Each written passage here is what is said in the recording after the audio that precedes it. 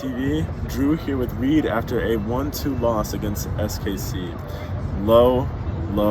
That's the story of the teams we've faced in the 2 previous home games. Tell us how you feel. Just blanket, how do you feel? Before we get into anything, I want to say Happy Father's Day, Happy Juneteenth, and give a shout out to the Sporting Kansas City fans because their team, I don't know where they're going to be in the table after this game, but they came in here dead last in the West. That's right. One of the worst seasons they've had that I've seen, and they still showed up. They took a long road trip. Granted, it was to see a landmark stadium that's been in the news a lot lately, but they filled the entire away section. This is more than this. They probably had more fans than Philly brought, I think. This is a strong fan base. They've been in MLS for years, so I want to give a shout out to them. I really appreciate them. It's good for the game to have big away sections like that. I wish I'd seen a little bit more chanting and noise out of them because I just kind of saw them sitting around, but they were there, and that's the most important thing. Part of the problem with them being in the situation they are last. Yeah, losing players like Busio is not good for them. But they were there, and that's the most important part. So that's good for the game, and I really appreciate all the Kansas City fans who came out today. That's right. Happy Father's Day. Happy Juneteenth. We saw a really good away presence from them, and that's good to see just for the game, for MLS.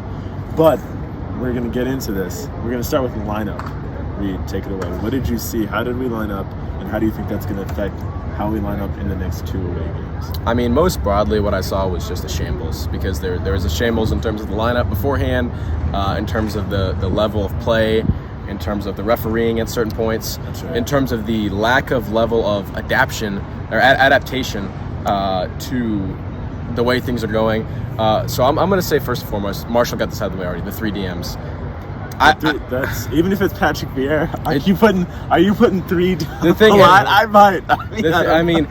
I will say it did work in Seattle when we had McCarty, Davis, and Godoy playing. That's right. But at the end of the day, this is a dead last Seattle team. This is the worst team in the Western Conference.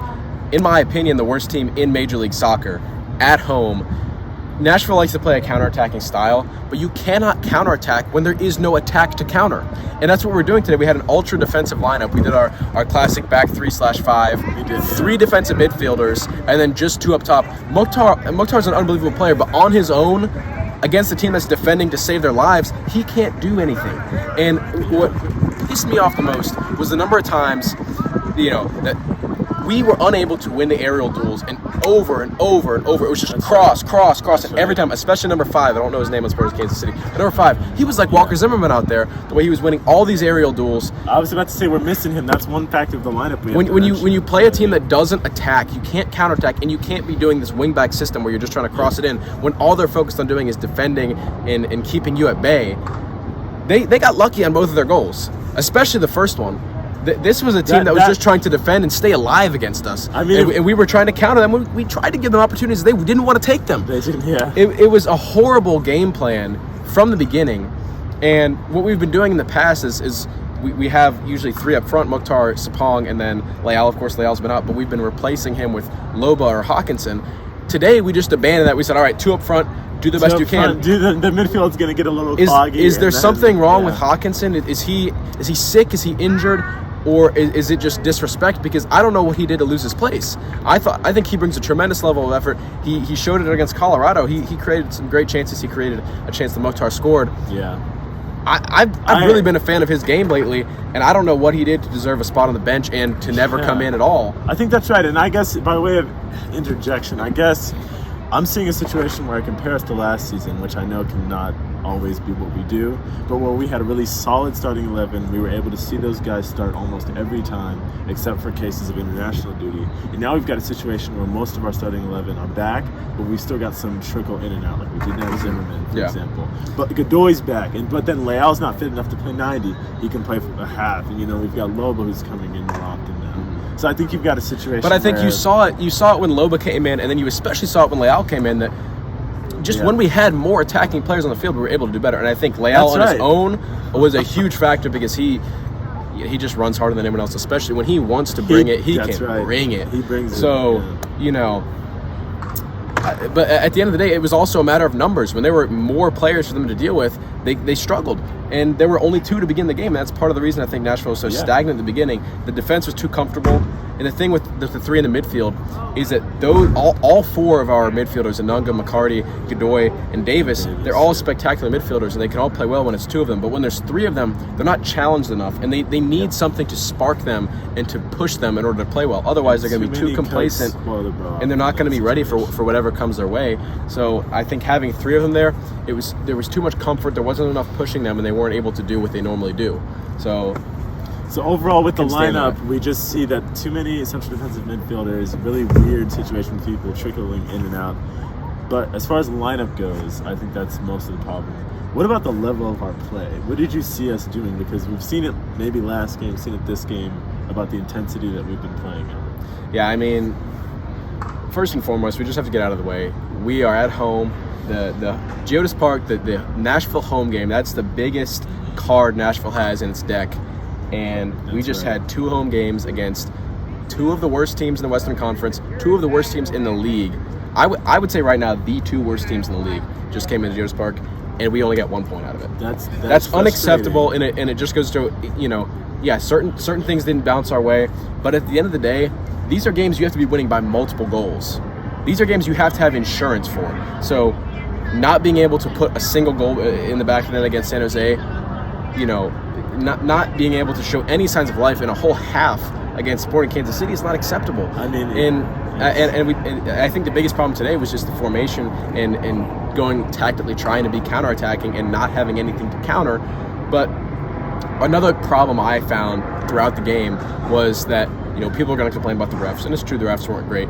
But at the end of the day, when Mukhtar goes down, when he feels any bit of contact over and over and over, and it never gets called, he needs to learn that that's not going to work, and he needs to try something else. Yep. And then when Loba sees that happen all game, and then he comes on the field and he falls down when he gets contact, he needs to learn that we're not going to get these simple calls. We got the penalty call with Muil, and that one ended up being overturned because of offside. I thought they were calling back. They were saying it wasn't a penalty. And I recently I looked on Twitter before this interview, and it was an offside. So that's a little bit more that is a bit more reassuring. But I have to say. Other than that one, throughout the game, it was people trying to draw fouls, and the refs knew they were trying to draw fouls, and it wasn't going to work. There was no level of adaptation. Dragging his leg for a bit there. Yeah, and there were a couple. There was one, where the defender, the ball was right in front of Spong, and the defender's got his arm pulling it back, and there's nothing and they didn't call it. But then you have to realize these things and realize if the calls aren't going your way, you have to adapt and be able to overcome that challenge. And there was just they didn't seem like they were willing to make any changes in the way they were going about things. It seemed like they just wanted to do what they feel most comfortable doing, and if it doesn't work, it's not my fault. But that is I don't like that attitude. Win. That's not how you win. That's not a winning mentality. It's not. And and speaking of winning mentalities, I think one of the players on the team with one of the biggest winning mentalities is Walker Zimmerman. And that's right. I think if he was, first of all, just from a Jimmy's and Joe's standpoint, if Zimmerman's on the field, Nashville wins today, I think. But also from the mental side of the game, I think if Zimmerman's here, he and Wheel kind of would combine to. I think those are the two biggest voices in the locker room. Godoy and McCarty are big voices too, but I think those two are the ones who exemplify. They walk the walk and they talk the talk and they walk the walk. Both, yeah. And I gotta say, I think that we saw Godoy as captain today.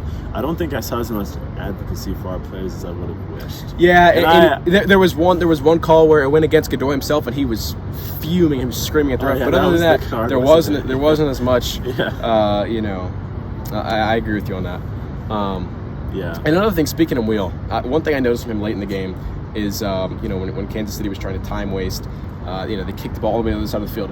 Wheel, during a stoppage in play, and he's already ran a full 90. He sprinted as hard as he could to get to that ball just to allow them to kick it and continue play. I really love his level of dedication. And early this season, I didn't have kind things to say about him. Wheel has really changed how I feel about him because he's gone into that role on the right wing. Exactly. He knows his role on the field, and he knows his role in the locker room. That's right. And I think he's really settled into being a Nashville player. I think he brings a great level to this team.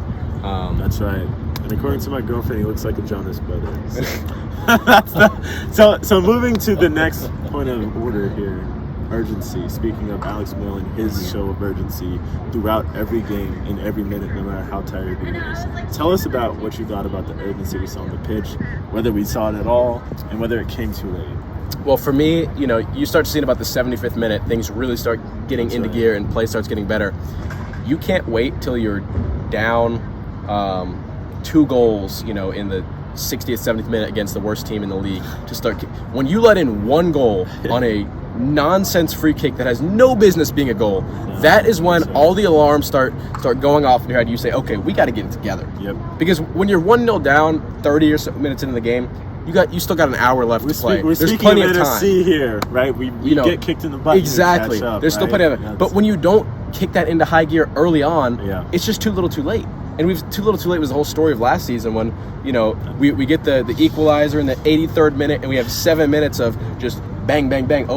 But it's too little too late. And that's what I saw today is, the level of play. If you bring that level of intensity, you can beat any team in MLS. You can beat LAFC 3-0 if you bring that in 90 minutes. But they haven't so far. And I think maybe, maybe, this is the one silver lining we have that, we have probably the most disappointing result in the last 2 seasons. I mean, other than the Inter Miami loss last season on the road, that's the only one that could compete, I think. That one hurt. Well, the Red Bulls lost last season hurt. But that was more acceptable. That was more understandable. This is completely unacceptable. That's right. That in the sense of we shouldn't be, and we aren't outclassed by this Sporting Kansas City squad. I think this combination of embarrassing, unacceptable result, but you find a new gear and you find a new level. That's right. That could be good for our upcoming game against DC United, and the biggest thing that could be good for is the U.S. Open Cup tie against Orlando City on the 29th. That's the only positive I can really think. I mean, I guess Leal and Loba. The silver line. Maybe I misjudged Loba too early. I'm hoping maybe this is now finally when he's going to start bringing it. Maybe he finally has the confidence he needs. That's right. We can only hope. But this is the biggest thing we can take away from this game positively is combining the unacceptable result like when we were away in Houston, and that sort of sparked the team, combined with the level of urgency that they played with. Maybe that can force some positive results to come and play. But we were talking about when the fixtures were all congested, and we were saying it's just Saturday, Wednesday, and Nashville was still finding ways to get results. We were saying, can you just imagine when there's just one game a week? And we're playing these easy opponents. We played the 2 worst teams, the 2 easiest fixtures in this league, and we've gotten 1 point out of it. Maybe that's the ultimate lowest of lows that can drive the team up. I don't know. I'm not sure. All I can do is curse the evil eye. NSC Fan TV here with Reid after a very disappointing 1-2 loss against Sporting Kansas City. Reid, thank you so much for your comments. Thank you. Appreciate it.